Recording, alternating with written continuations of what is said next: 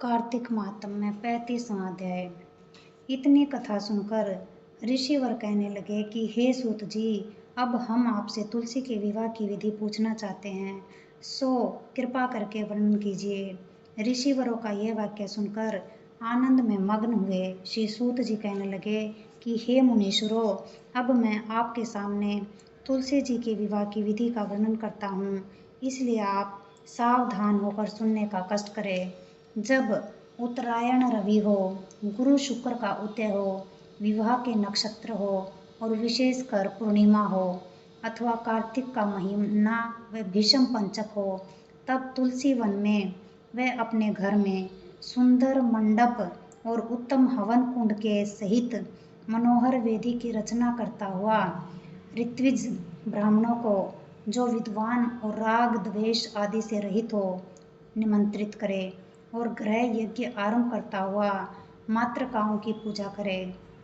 हे मुनीश्वरों, ऋत्विजों के उपस्थित हो जाने पर पहले नंदी मुख श्राद्ध करे, तत्पश्चात भगवान शालिग्राम बनाकर उनका विधि विधान से पूजन सामग्री से पूजा करा कर बांधी की तुलसी को उनके समर्पण करे।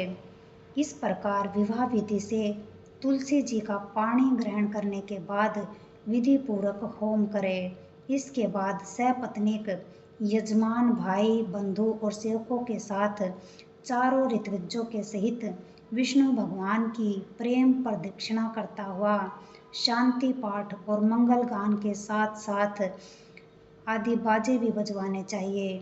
हे मुनीश्वरों, ऐसा हो जाने के बाद यजमान को गौ दान और सैया दान करनी चाहिए। ऋत्विजों को दक्षिणा देकर विप्र भोज और जाति भोज करना चाहिए। यह सुनकर सूत जी कहने लगे, हे मुनीश्वरों, इस प्रकार जो मनुष्य श्रद्धा युक्त होकर सत्य, शांति और संतोष को धारण करता है, विष्णु भगवान को तुलसी दल समर्पण करता है, वह समस्त पापों से रहित होकर संसार के सुखों को प्राप्त करता हुआ अंत में विष्णु लोक को प्राप्त होता है, इसमें कोई संशय नहीं है।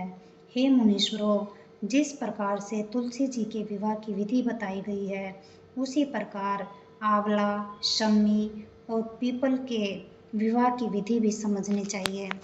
जय भगवान। सुख शांति, सुख शांति, सुख शांति।